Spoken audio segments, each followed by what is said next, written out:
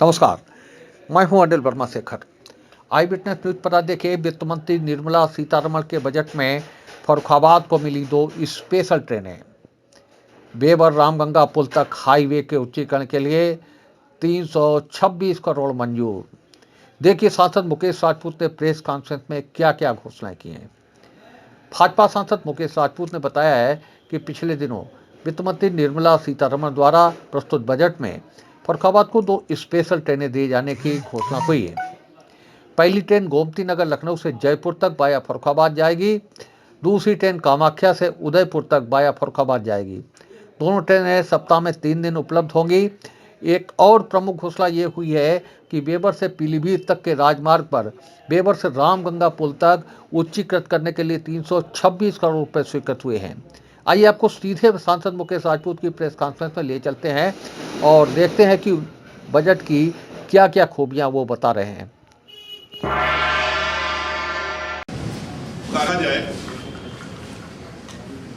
पहले जो बजट जो होते थे इस पर ही आधारित अभी तक जो भी बजट पेश किया गया उस पर इसी पर था। इस कोरोना महामारी के समय में विश्व के अंदर जिस तरह से कोरोना महामारी फैली, उसके बाद से ये लग रहा था ये बजट कैसा होगा, लोगों के ऊपर नया कोई टैक्स लगाया जाएगा जिससे कोरोना से अर्थव्यवस्था खराब हुई है। देश के अंदर इन सब शंकाओं को दूर करते हुए माननीय वित्त मंत्री के द्वारा जो बजट पेश किया गया उसमें कहीं पर भी कोई 2021 में 4.79 लाख करोड़ रुपए का पिछली बार बजट पेश हुआ था। इस बार बजट बढ़ा के 5.54 लाख करोड़ रुपए का किया गया। पिछले साल की तुलना में इस साल 1.15% लाख करोड़ का बजट बढ़ा हुआ है। उत्तर प्रदेश में भी देश की जितनी भी विद्युत लाइनें, बड़ी लाइनें हैं, सभी लाइनें विद्युतीकरण में आ जाएंगी, जुड़ जाएंगी। ये भी व्यवस्था की गई है। अपना उसमें फर्रुखाबाद भी, जो अपने फर्रुखाबाद से लेके सिखुआबाद तक ये भी लाइन कंप्लीट है। उसमें भी हिंदुस्तान के अंदर 8500 kilometre 8500 kilometre highway, national highway बनाए जाएंगे।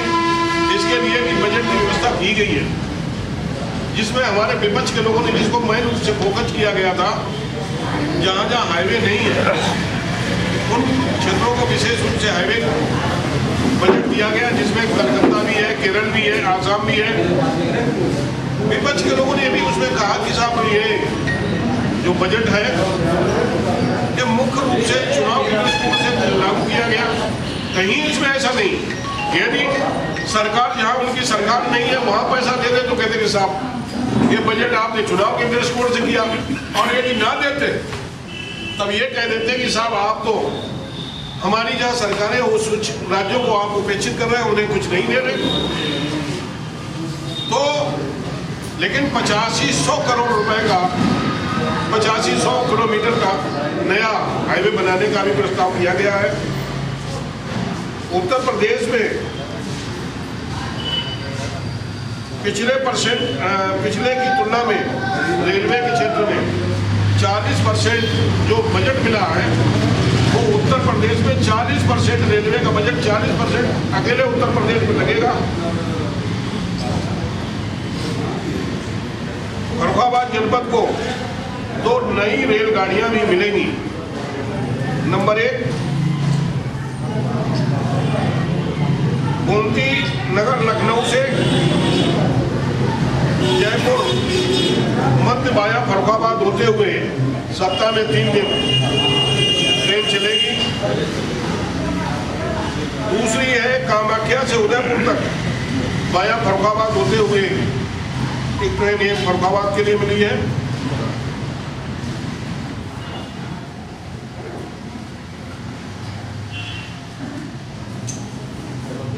सरकार को इस बात का एहसास था कि कोरोना संकट काल में सबसे अधिक प्रभाव छोटे छोटे लघु उद्योगों पर पड़ेगा। इसके लिए MSME सेक्टर को भी पहले की तुलना में 2 गुना ज़्यादा फंड किया गया है। जो GST भी पहले की तुलना में सरल किया गया। बहुत से हमारे जो व्यापारी थे, दुकानदार थे, वो कहते थे GST भरने बड़ी टेक्निकल प्रॉब्लम है, उसे भरने के लिए आप सामान्य आदमी भर सके, इसके लिए भी उसमें काफ़ी सरलीकरण किया गया है। बुजुर्गों को भी इनकम टैक्स रिटर्न भरने से मुक्ति दी गई है। जो बुजुर्ग हैं 70 साल से ऊपर हैं, उन्हें इनकम टैक्स रिटर्न भरने की छूट दी गई है। सोने में अभी हम देख रहे हैं 1-2 साल जब से टैक्स थोड़ा सा बढ़ा, तो उसमें स्मगलिंग की शिकायतें बहुत ज़्यादा आ रही हैं। 1-2 दिन छोड़ के आप देखते होंगे इतना किलो सोना पकड़ा गया, इतना किलो। तो सोने की स्मगलिंग कम हो, इसके लिए सोने और चांदी पर भी टैक्स में छूट दी गई। नई कंपनियां बनाने के लिए भी नियम को सरलीकरण किया गया और शर्त डाल दी गई, एक व्यक्ति हिंदुस्तान में एक ही कंपनी बना सकता है। ये नहीं है एक आदमी कई कंपनी बना ले, इसके लिए भी व्यवस्था की गई है। नए वित्तीय वर्ष में किसानों को क्रेडिट कार्ड के माध्यम से सरकार ने 16.5 लाख करोड़ रुपए ऋण देने के लिए व्यवस्था की है।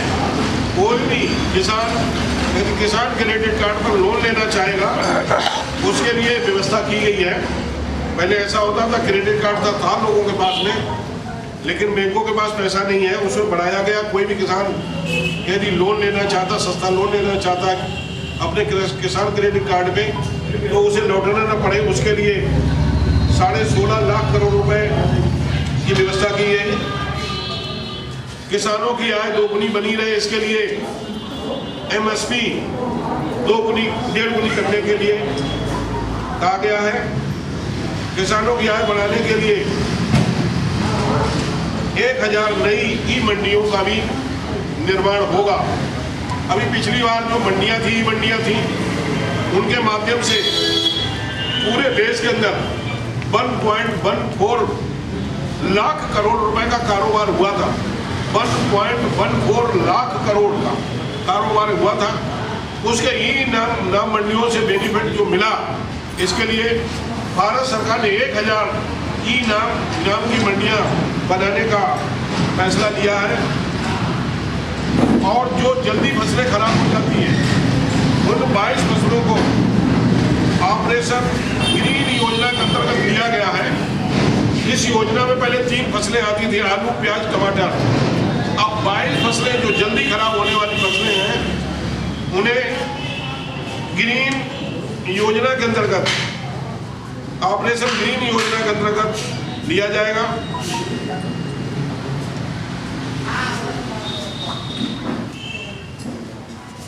अपने यहाँ फर्रुखाबाद में जो बेवर से लेके पीलीभीत तक का जो 730C हाईवे है, इसे बेवर से लेके और रामगंगा के पुल तक, इसमें 326 करोड़ रुपए की स्वीकृत किया गया है। 326 करोड़ ये फर्रुखाबाद जनपद को मिला है।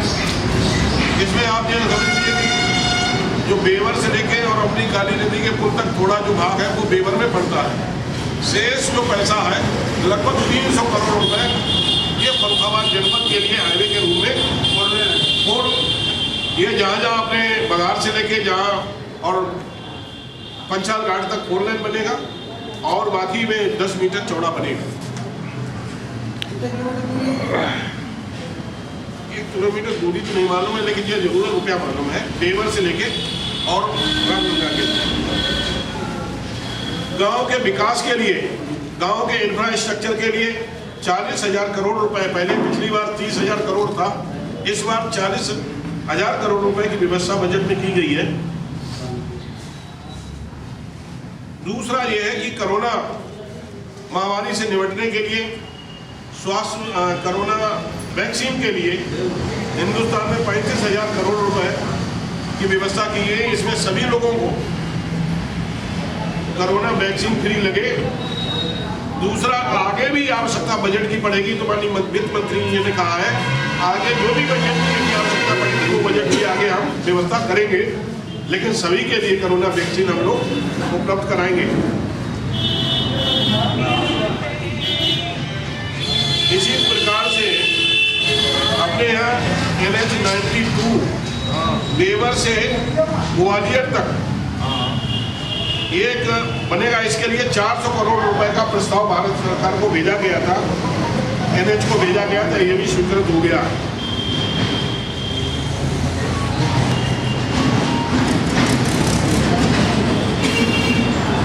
पूरे देश के अंदर 100 नए सैनिक स्कूल स्थापित होंगे, इसके लिए भी व्यवस्था की गई है। 15,000 से अधिक विद्यालयों की गुणवत्ता की दृष्टि में सुधार का प्रस्ताव भी किया गया है। एक लद्दाख में केंद्रीय विद्यालय की भी व्यवस्था की गई है। 1 करोड़ गरीब लोग, पहले तो 14 करोड़ से ज्यादा लोगों को निःशुल्क गैस रसोई दी जा रही है। उसमें 1 लाख लोग और भी किसी तरह से कोई छूट गए हो, किसी योजना में ना आ पाए हो। 1 करोड़ गरीब लोगों को निःशुल्क उज्ज्वला योजना के अंतर्गत गैसें 1 करोड़ पूरे देश में लोगों को दी जाएगी, इसकी भी व्यवस्था की गई है।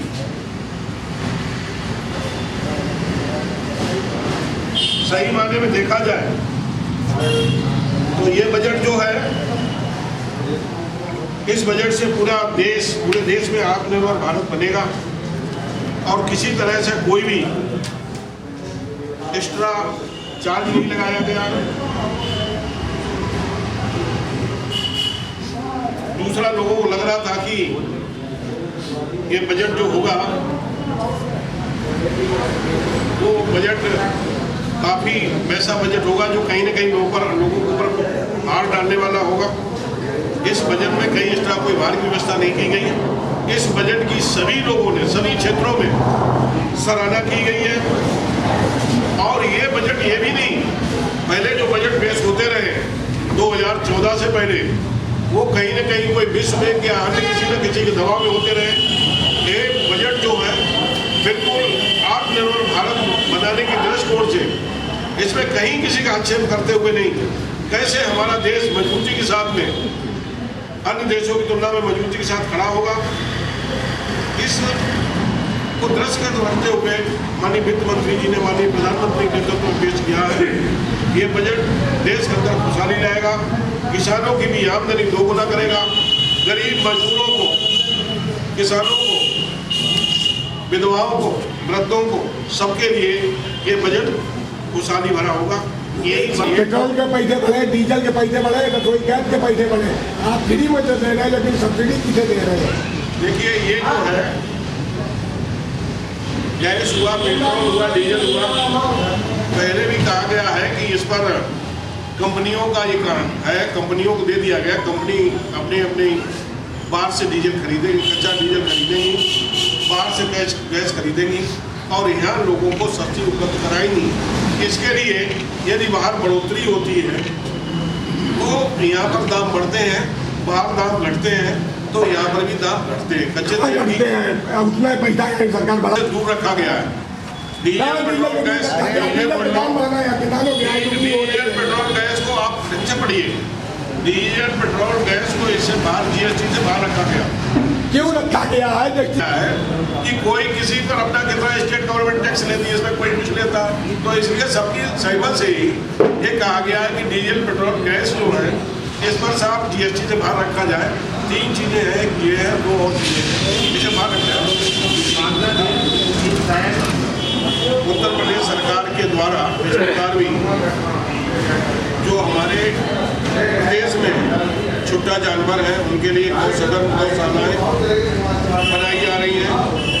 और ये भी कहा गया कोई भी व्यक्ति गाय पालना चाहता है और वो गौशाला से गौवंश लेके आता है तो उन्हें 900 रुपये प्रति महीना उत्तर प्रदेश सरकार देगी।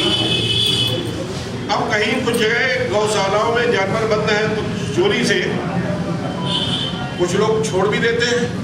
अब जब शिकायत सैकड़ों जानवर आवाज नगर पालिका के जो अध्यक्ष है उन्हें चाहिए, गौ सदन है, गौशालाएं हैं, उन्हें अपने व्यवस्था करके, उसके लिए भी सरकार व्यवस्था करे, उन्हें अपनी जेब से फंड नहीं लगाना पड़ेगा।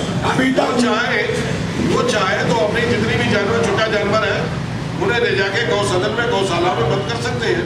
अभी तक किसी भी सरकार काम किया, अपनी जान को परवाह न करते हुए कोरोना से घबराए नहीं, इसके लिए हमने ताली बजाई और स्वागत किया। आगे भी आपका मानव से स्वागत करते रहेंगे।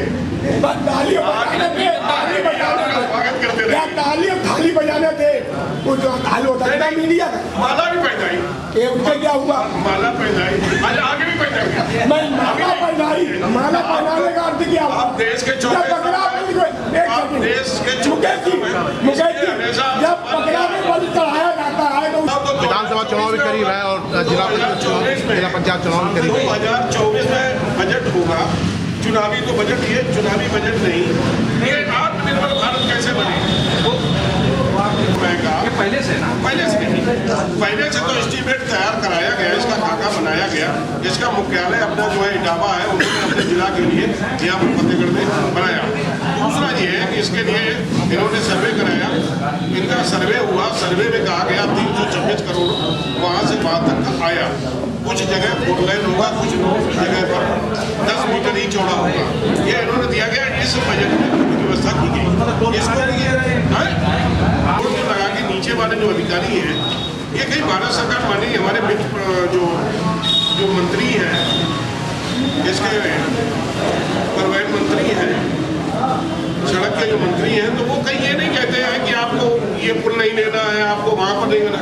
ये जो भी उनके मानक में आ रहा है, ये मानक में आएगा, ये मानक में आएगा तो गंगा पुल, हमने कहा गंगा पुल दोनों, गंगा और गंगा के दोनों पुल चौड़े किए जाए, मानक नहीं आ रहे। यदि यहाँ पर जो आपकी जो आवागमन की संख्या बढ़ जाएगी, अभी नहीं तो अगले साल बन जाएंगे, ये जब हो गया है तो बनेंगे। जो उम्मीद है आपको हमारा ये एपिसोड पसंद आया होगा। आप हमारे चैनल को सब्सक्राइब करिए, इस वीडियो को लाइक करिए और अपने दोस्तों के साथ शेयर करिए। यही निवेदन आपसे है।